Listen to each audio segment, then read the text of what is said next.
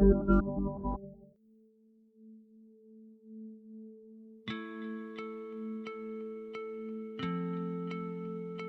has been of low priority for governments of India for several decades now. Despite abysmal ratios and statistics, the Ministry of Health has always been treated as the stepchild by successive governments.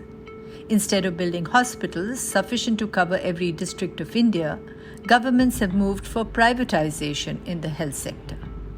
As a result, the poor of India continue to be denied adequate health care with little access to hospitals and qualified doctors. As the public hospitals remain understaffed and without medicines, the poor have little option but to go to private practitioners, many of them quacks. This despite the fact that the child mortality registers an average of 29 deaths per 1,000 births, and children fall prey every year to diseases like TB, diarrhea, measles, tetanus, diphtheria.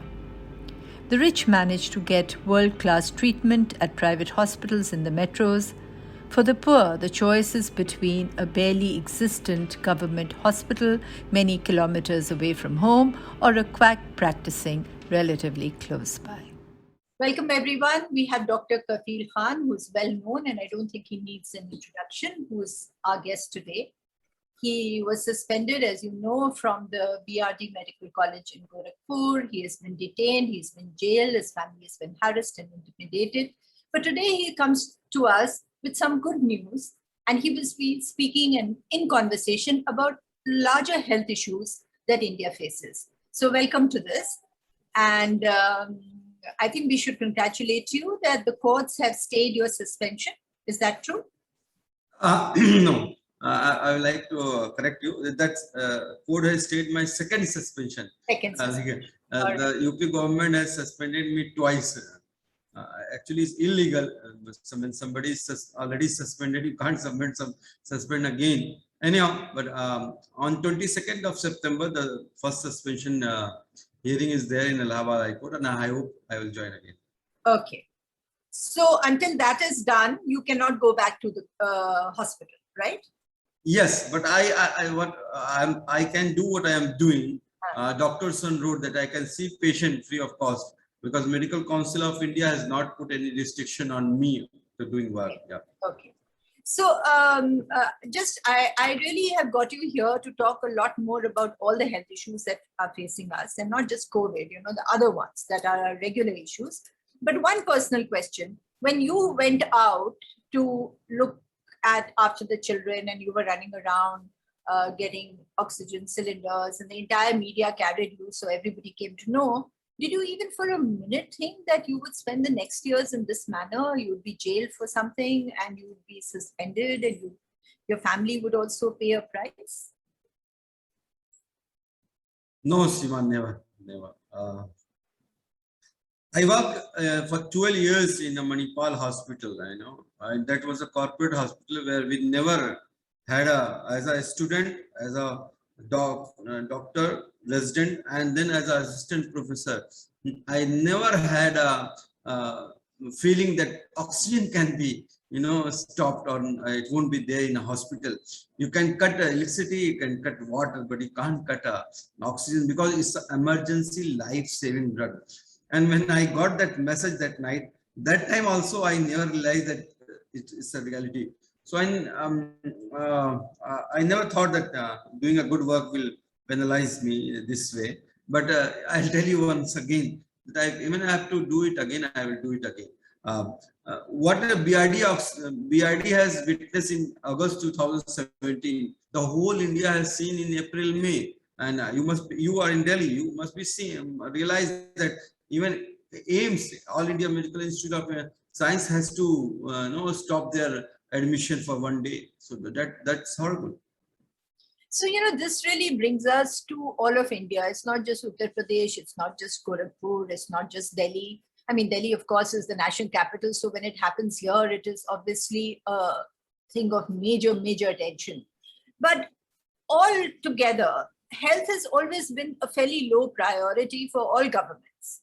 And it has been somehow a low priority for even the center for decades. I mean, Today, yes, but yesterday as well, and the day before as well. How does this play out on the ground? I mean, you've been there for 12 years. You went Bangalore. You've come to you went to Gorakhpur. How does this play out on the ground where the poor people are concerned? Share some instances with us. I start with that. I realized that BRD oxygen tragedy was just a brutal face of our broken health system. When I started traveling India, all over India, I realized that the primary health system, which is the backbone of any system, where the any village people or poor people or common people have a first contact with doctors, is nowhere to see. Actually, it's just a white elephant, I would call it, because most of the time it is closed, and or run by a pharmacist or nursing staff. Doctors are not there.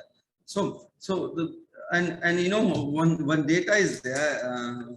I want to tell you, and everybody knows, but nobody talks about that. That 75% of primary health care are taken care of unqualified medical professional, like what you call in a term of quacks. So 75% of primary health care, you have fever, you have abdominal pain, you have diarrhea, you have pneumonia, you have any abscess, any accident, they go to the unqualified professionals, and they actually they are working as a backbone of our health system. So I agree with you, Seema. I fully agree with you. It's not this only 7 years of Modi regime. For the past 75 years, the health sector has been ignored and neglected. 1% of GDP India is spending on health expenditure for the past since 1999, even during Manmohan Singh government. So we have to spend a lot of money on that. Right now, if you talk about some instances, we have seen in Bihar, we have seen in Assam, we have seen in UP, Uttarakhand, Jharkhand, Chhattisgarh, that the people are really in distress. Right now, you must be hearing about the West UP, Firozabad. That's how 100 kids have died because of dengue. See, dengue can kill, but dengue don't kill children in this large. And dengue can be diagnosed. Dengue is spread through mosquito. So there comes some multiple players to play their roles. Nagar Nigam has to see whether the water should not be locked. Locked. Sanitation, and the diagnosis. For months they could not diagnose. They were saying this, it's a mystery fever, and then they came up with the dengue and leptospira and malaria and strep typhus. But these are our diagnosed disease and curable disease. But why so many kids are dying? Because the health system is not ready to take care of a large population. When we come to the... I'll just interrupt you here because you've spoken about Firozabad. So we had sent a team over there. And nice. A video thing, it's actually online. And they've shown the complete chaos and the tragedy of the patients and their families. But interestingly, the principal of the medical institute there, she also gave an interview, and she also said that people prefer to go to quacks because the quacks medicine resolves it immediately, whereas in hospitals you have to undergo many tests, etc. So they don't want to come to hospitals. Is it as simple as that? See, if I have a fever, my child is suffering with the fever at 9 o'clock in the night, it's 101 fever is there, a child is throwing seizure or severe abdominal pain, where would I go?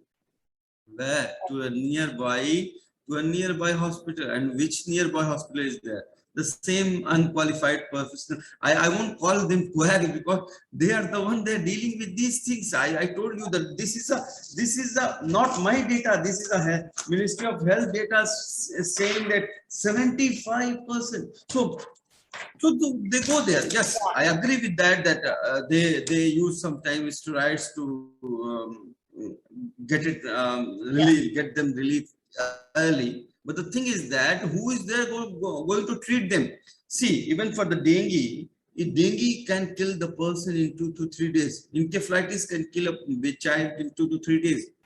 So if nobody is there, only one medical college that is 200 kilometers far, they will go to the primary health center. Primary health center is closed. They will go to the district hospital. District hospital will refer to the medical college. And Firozabad Medical College is just started. You know, they have a big medical college in Agra that is around 100 kilometers far.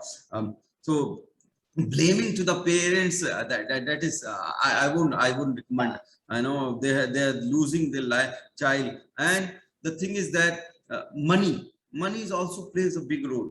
You know, even though we have 108 ambulance to call, but sometimes they won't come. Sometimes they come in after 2 to 3 hours, 4 hours, 6 hours. Money, of course, plays a major role, and yes, particularly more so now that we are privatizing healthcare to such an extent. And this privatization started a long while ago, actually, where we started moving out from the public sector of healthcare and pushing people into the private thing. Now, I don't know if you remember, but I do remember when we were cub reporters, Kapil, that doctors at that time were not allowed to do private practice for a while. 3 years or 5 years, it was stipulated. And also doctors, there was this barefoot doctor concept that was brought in, and they had to go to villages and work in villages. And obviously all the doctors then eventually started protesting, and then they all were moved out. And the result is, it is not mandatory now for doctors to go to these areas. Don't you think that should be revived, or you would be one of those doctors protesting against it? No, that should be revived. Actually, not 3 to 5 years, at least 10 years, because you know, the government is spent on a doctor at least 30 to 50 lakh rupees to make one doctor in a government medical college, where they don't have to pay fees. And I think this is a very noble profession, and they have to go to the small town, and they should serve there. Not 3 to 5 years, at least 10 years of mandatory rural service has to put online to take care of, because we don't have enough doctors. You know, even though I'll tell you, 81% of doctors are working in the private sector. 81%. There you are. 81%. And you know, 74% are doctors in urban area. Out of those 81%, 74% are in urban area, taking care of only 28% of population. And see here, in Tamil Nadu, one doctor ratio is 253. In Delhi is 334, means one doctor is taking care of 334. And in rural area, one doctor patient ratio is 51,000. See that stark difference. In Delhi is 1:334. In UP and Bihar and Jharkhand, when you go to rural area, 1:51,000. And you know, healthcare market is expected to reach $372 billion by 2022. 372 billion means 30 lakh crore rupees. 30 lakh crore rupees in private sector, concentrated only in metros, taking care of tertiary and secondary care, not primary, because they don't spend money to take care of primary care, you know, small diseases like fever, diarrhea, vomiting, pneumonia, because they think why to go there. When the child becomes sick, they come to my hospital, I will treat, I will charge you hefty. So 30 lakh crore rupees is a private sector. And how much is our budget, our central budget? Last year, 2020 to 21, our total budget, what Ayan Sitaraman ma'am has announced, is 64,000 crore. Yeah, now it's 71,000. 70. Okay, fine, 71. 70 out of 71, 50% goes to salary. True. So how much you are really spending? Yeah. If you compare this with the private sector. So I think I agree with you that doctors should work in the rural areas. There has to be one medical college at each MP, at least member of parliament constituency, one medical college, at least one tertiary, and one district hospital at each Vidhan Sabha level. At least that they should target for next 5 years, then we can go to the at least to 2050, what we are saying, health for all, you know, स्वास्थ्य का मौलिक अधिकार.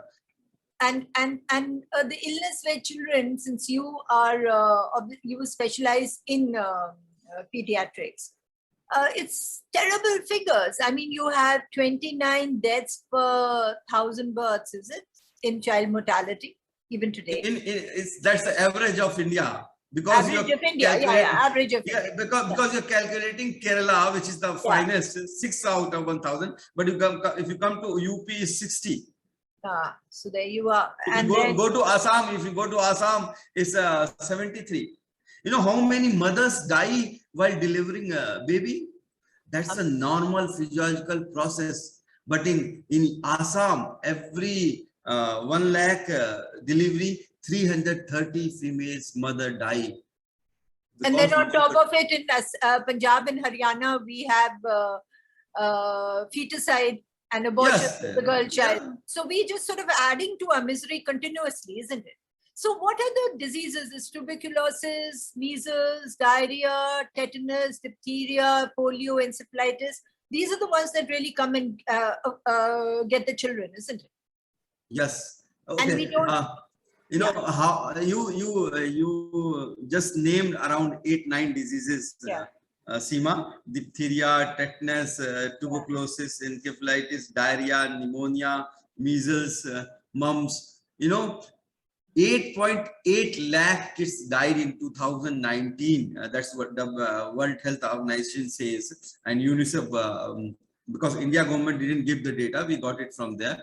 8.89 lakh kids died in India in 2019. That means every hour 100 kids are dying in India. Every hour 100 kids, and all these deaths can be prevented. They have written, it's not my words. All these deaths can be prevented just by augmenting the primary health care and giving vaccination.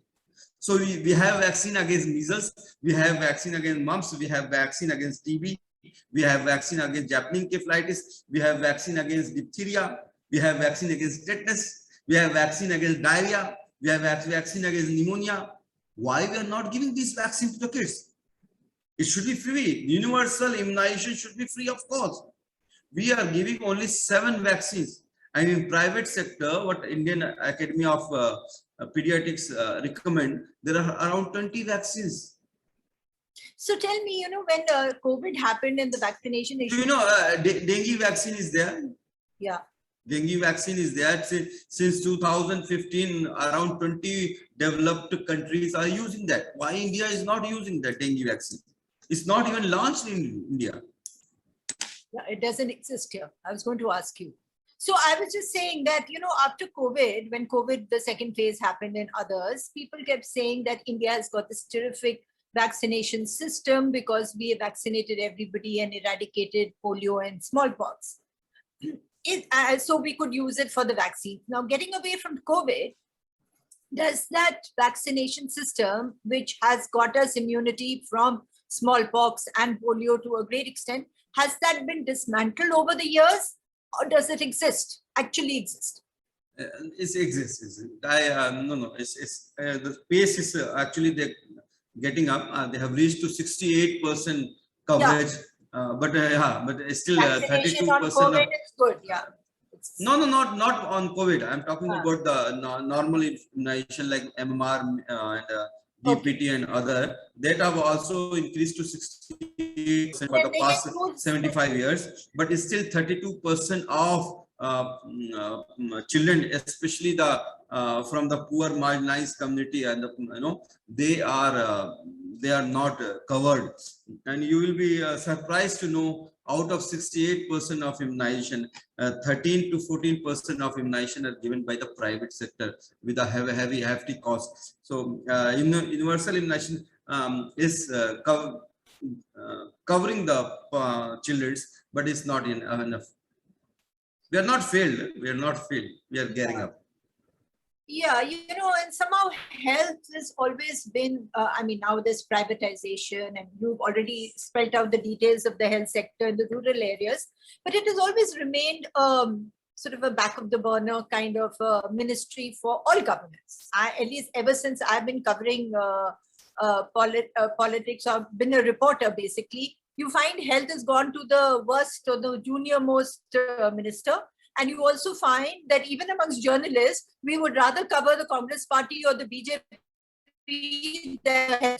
So it's sort of always a neglected thing. Now, what happens when somebody like in Kerala, you had Shailaja, who did such a great job as the health minister, and very quietly with a lot of dignity, and shoved you over out. So you are also again giving that same message, right? Yes, agree with you. She did a very good job during she should have COVID been crisis. rewarded. Yes, she should be rewarded. I was expecting she's coming back, you know, with something, but So like, this is what that's I true. mean. That's true. So this is a good state where it's very great healthcare, but even there they tend to treat their ministers who do a good job like this. And this is the story everywhere. So you're a very sort of a lone voice with some good professionals, of course, with you who say the same thing. Actually, the health issue is should be the main issue. Health, employment, education. Actually, the three main issue should play a big role during election. But these politicians, they only care about the votes, okay, and they know that not going to vote only on these issues like health or employment or education. I think the same CM of Kerala, and like when Dr. Harshvardhan pushed out and somebody junior and experienced is a MA graduate and has not seen what should be the hospital and how it should be done. He has made the health minister because everything is governed by prime minister. He says the vaccine is going to give. He says that this medicine should be given. Health, when it comes to the public perception, 63 million people, means 6 crore people every year they come below the poverty line. So that's the tragedy, and the economy goes down. I'll tell you why they're not talking. Even the people are not talking because the people generally are so used to being hit by poor health. इतने सारे लोग तो मर ही रहे हैं, diarrhoea से मर रहे हैं, मिस्ट्री इलनेसेस से मर रहे हैं, वायरल से मर रहे हैं. So a few more die because of COVID. How does it matter? Doesn't that impact on people? And they look at other issues, or it doesn't impact? You tell. When I did medical camps in Uttar Pradesh and Bihar, right now with the doctors on road, so many people came. They said that don't give me medicine, give us food. दवा नहीं चाहिए, खाना चाहिए, क्योंकि हम लोग we were working in Ahmedabad, we were working in Bangalore, we were working in Mumbai and Delhi. We have come back to our home in 2020 February, March, when the lockdown was there, and after that we are not able to go back because jobs are not there. So metros have not job. We are still in the village. But when we sit in the night, when we have dinner together, and the block Pramukh, the panchayat people will be there, they will say कि whatever has happened, Congress ने राम जी को 75 साल से बंद करके रखा था. राम जी मोदी जी 75 साल बाद राम जी को लेके आ रहा है. So when the religion play a big role in the politics, that's what we have, you know. Because religion is the only thing that sustained these people from poverty and hunger, you know, all these years, because they lost faith in government. We never had governments that actually addressed the people and their needs. So when you're all alone, living in a place where you don't know where you're going to get your next meal, all that you have for yourself is God. Right? Yeah. Yes. And at the end of it, that's it.